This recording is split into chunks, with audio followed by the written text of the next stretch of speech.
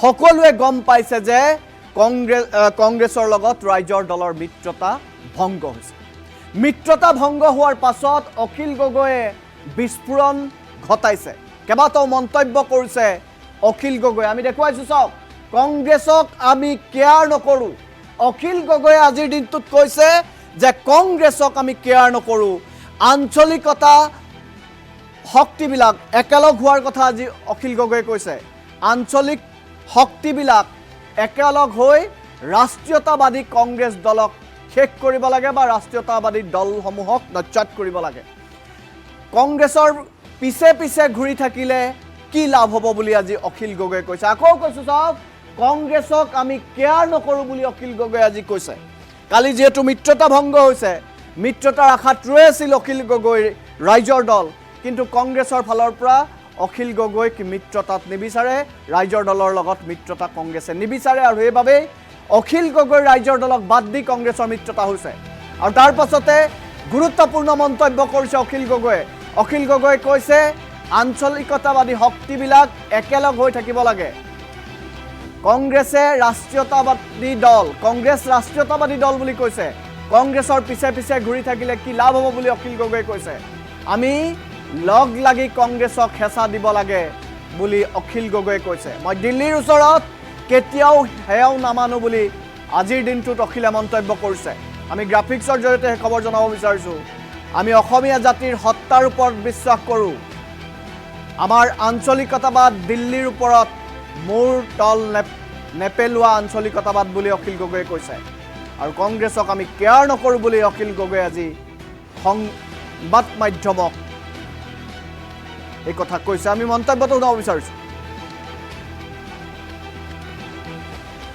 দুৰ্ভাগ্য, ক'বলৈ বেয়া যে যি সময়ত কংগ্ৰেছ দলে মিত্ৰতাৰ কাৰণে একেবাৰে ভবা নাছিলে, একদম মিত্ৰতাৰ কথাটো ক'লেই এঙাই দিয়ে আৰু, সেই সময়ত জাতীয়তাবাদী বুলি কোৱা আমাৰ আমাৰ লুৰুণজ্যোতিহঁতে এক পাৰৰ কাৰণেও কংগ্ৰেছক প্ৰেছাৰাইজ নকৰিলে।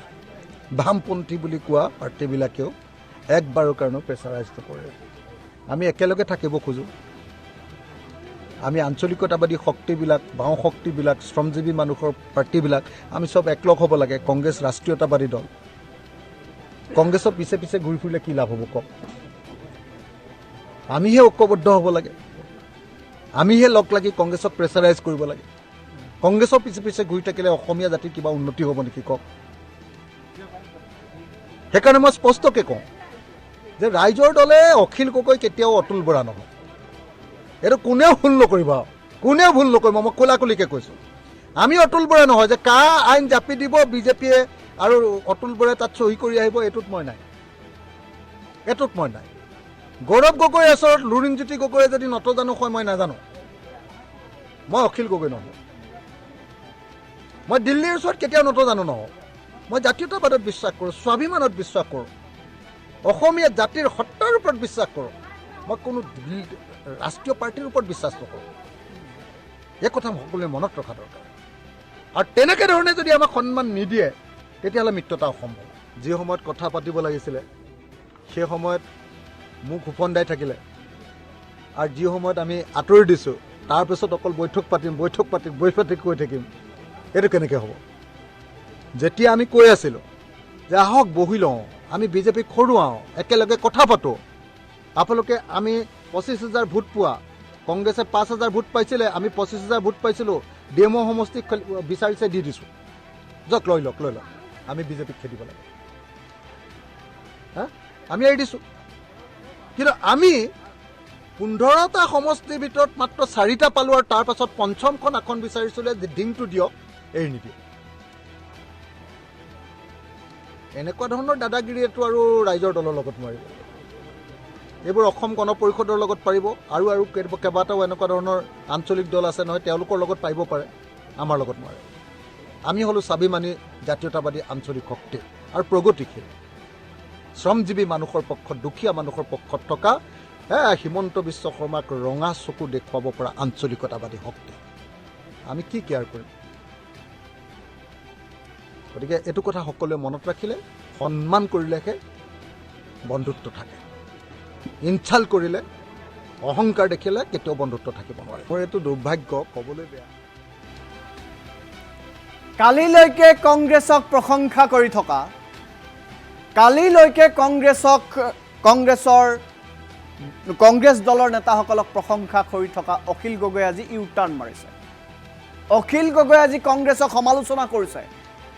অখিল গগৈ ভাবিছিল এটা ভাল খবৰ আহিব, আসন বুজাবুজিৰ ক্ষেত্ৰত এটা সিদ্ধান্ত হ'ব, যিটো সিদ্ধান্তৰ জৰিয়তে অখিল গগৈ এবাৰ বিজেপিৰ বিৰুদ্ধে এটা শক্তি হ'ব, কিন্তু সেয়া কংগ্ৰেছে হ'বলৈ নিদিলে। কংগ্ৰেছে ঠগিলে ৰাইজৰ দলক আৰু ৰাইজৰ দল মিত্ৰতাৰ পৰা বাহিৰ হ'ল। আৰু তাৰ পাছতে অখিল গগৈয়ে এইদৰে ক'লে যে কংগ্ৰেছক আমি কেয়াৰ নকৰোঁ। কংগ্ৰেছক কেয়াৰ নকৰোঁ বুলি আজিৰ দিনটোত মৰিয়নিত কৈছে অখিল গগৈয়ে। আৰু কংগ্ৰেছৰ বিৰুদ্ধে এতিয়া হয়তো অখিল গগৈ ৰাইজৰ দলে প্ৰাৰ্থী প্ৰক্ষেপ কৰিব। আমি সেই দৃশ্যাংশটো পুনৰবাৰ দেখুৱাইছোঁ, চাওক। আজিৰ দিনটোত অখিল গগৈয়ে মৰিয়নিত গৈ জ্ঞানশ্ৰীৰ হৈ নিৰ্বাচনী প্ৰচাৰ চলাইছে। এই দৃশ্যাংশটো আমি এই মুহূৰ্তত দেখুৱাইছোঁ।